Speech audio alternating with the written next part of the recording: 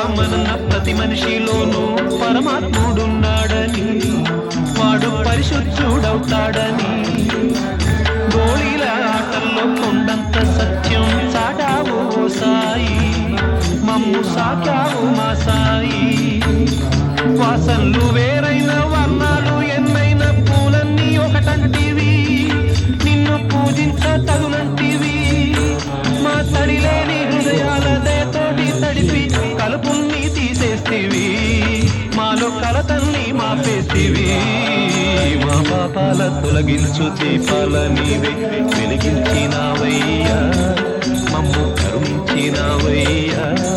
జన్మ జన్మాల పుణ్యాల పంటల్ని నీవు దర్శించినావయ్యా.